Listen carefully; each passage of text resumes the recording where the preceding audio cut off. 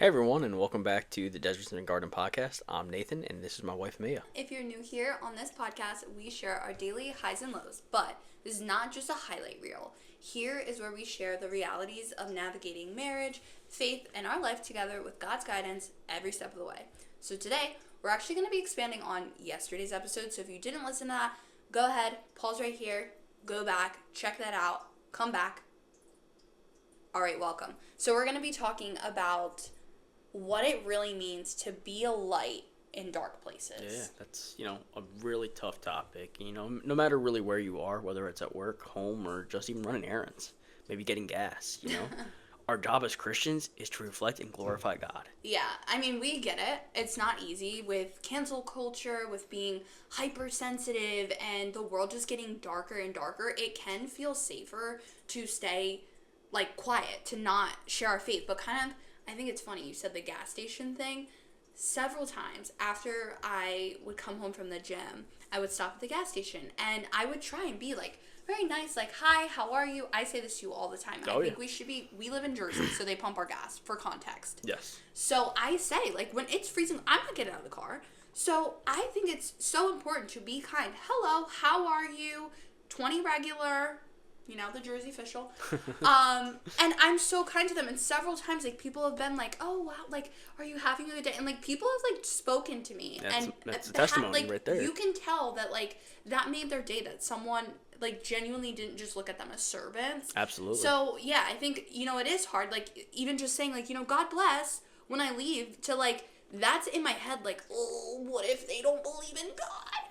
It's, even if they don't, what's the worst thing that happen? Get canceled? Who cares? We need to not be so hypersensitive. Our job is to share the gospel. Absolutely. Staying quiet, it's not an excuse. Right. Jesus didn't say, be a light in the world unless, people might get offended. And then if that's the case, go hide under a rock. No, seriously. The Bible says in Matthew 5, 14 through 16, it says, "You are the light of the world. A city set on a hill cannot be hidden, nor do people light a lamp and put it under a basket, but on a stand, and it gives light to the whole house." I mean, that might sound a little confusing if you're new to the Bible settings, but basically we're supposed to be a beacon, a lighthouse light that's shining around where people could see hey, that's where I'm going. We're not supposed to be a lamp that you put under the blanket so nobody can see it. That wouldn't make sense. Absolutely not. So just moving this thing right along, as we always do, we break our podcast really into 3 sections. Yeah. So we're going to start off today with living as a light in your specific environment and what that looks like. Mm-hmm. Then we're going to work our way into, why we need to stop complaining about the darkness and just shine brighter. I can't wait for that. Me too. And then finally, we're going to wrap up with how to be bold without being obnoxious, speaking truth with grace. All right, so let's get into it. I'm excited for this one. All right, let's start with the fact that everyone's mission field looks a little different. Yeah, for you, we talked about this yesterday. That's the firehouse. Right. Like I said, I work with a lot of guys who don't know Jesus. They don't care to know Jesus. And honestly, they don't want to live like they know Jesus. They don't want to know Jesus existed. There's cussing, inappropriate jokes, and a whole lot of just otherworldly behavior that, is not really glorifying to God. Right. I mean, and it would be easy for you to just blend in and say nothing to, do the whole thing, go bar hopping, hit on women. That would be the easy route. Oh, absolutely. But, if I did that, I would just be like a flashlight with, dead batteries. I'd be useless.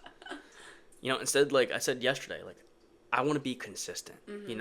I don't join in on the crude talk. I try not to cuss, and I take the opportunities to pray around the guys. And like I said, even the toughest, most hard-headed guys, they take notice. Right. And, I mean, for me, my environment obviously looks a lot different. I'm home most of the time handling housework, taking care of things, while you work. But that doesn't mean that I don't have an opportunity to be a light. Absolutely.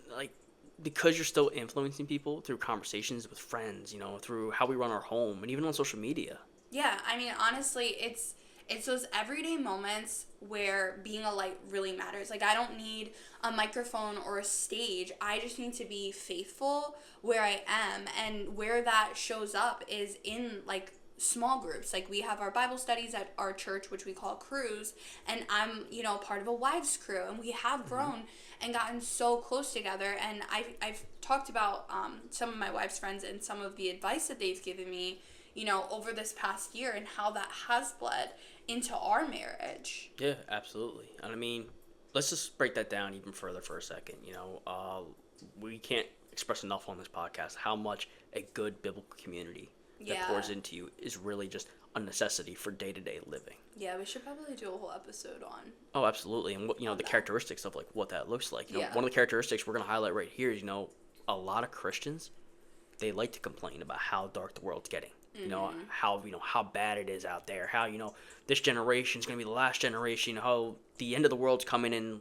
Yeah, I mean, 2 weeks. We'll hear things like the world is so lost, everything's so messed up, it's getting worse and worse and worse. Right, and where that might be true, like, what good is it to just talk about the darkness? Right. I mean, imagine a flashlight, like you said earlier, a flashlight with dead batteries is useless. Right. Imagine a flashlight with batteries whining about how dark the room is. Like, buddy, you have one job.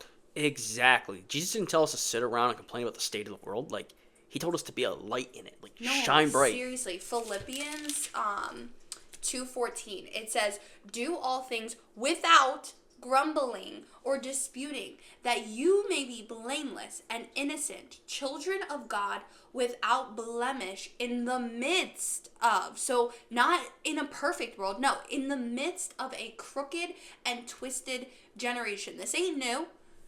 "But among whom you shine as lights in the world." Like, none of this is new. Right. This is in the Bible. Amidst this twisted generation, it's our job to shine as lights in this world. If it's dark, we should be looking at ourselves. Yeah, absolutely. Like, instead of pointing the fingers at, like, how bad everything is, like, we should be asking, like, am I shining as bright as I can be? Am I doing my job? Like, if we were bolder, if we actually, stepped up and lived out our faith without fear being canceled, without fear of offending people, maybe then things wouldn't be so dark. Like, maybe our fire would start catching if people actually started, like, stepping up and spreading it. Yeah, absolutely. That's a good place. I feel like it's transitioned to the next part, which, how do we actually live this out? How do we actually do this without being, like, overbearing or that, that typical annoying Christian? Yeah, no. So one of the biggest fears, of course, that people have when it comes to sharing their faith is, I don't want to be that Christian. Right. The one who's constantly shoving the Bible in your faces, beating you over the head with it, the judgmental Christians, or the one that's just, like, always making you uncomfortable. Right, and honestly, like, that's fair. Yeah. Nobody wants to be treated like and talked down to by a self-righteous person, or especially if you have that holier than thou attitude, like that you don't know nothing wrong. Like, Jesus speaks directly to that. Logs and specks. Specks and logs. Yeah. No, seriously. But here's the thing. Boldlessness. I don't know why I wanted to. No, it's not a word.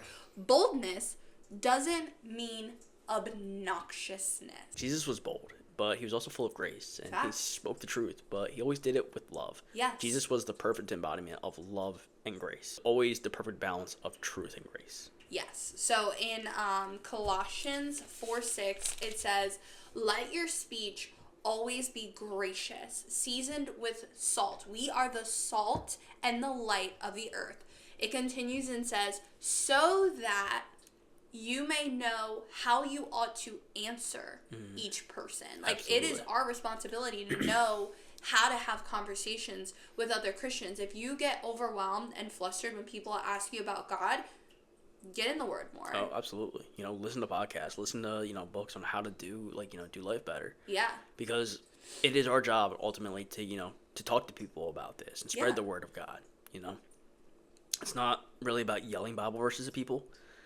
It's just being so overfilled with Christ. That's good. And his example that, just that love and, truth just naturally just pour out of you. Like, that's good. And you can kind of spot them, especially like when you go to church and those people. Yeah. Who are just, they're in church and they're just saying hi to everybody and they're just naturally bubbly and they're like, but they just have so much love to give. That spirit. Yeah, you could definitely see it. And I mean, that might look different, depending on what situation you're in, like offering to pray for a coworker, or maybe it's just standing firm in your convictions without apologizing for that.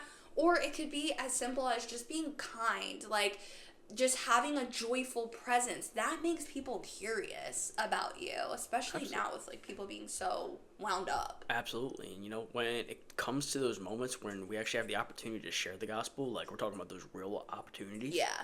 we don't shy away. We jump into those. Yeah, because I mean, at the end of the day, it's not about making us look good. It's about making him known. And that's what I was saying. Like, when you actually get those opportunities, it's our job to be filled up with Christ and prepare for those moments. Absolutely. So, hey, here's the challenge for this week.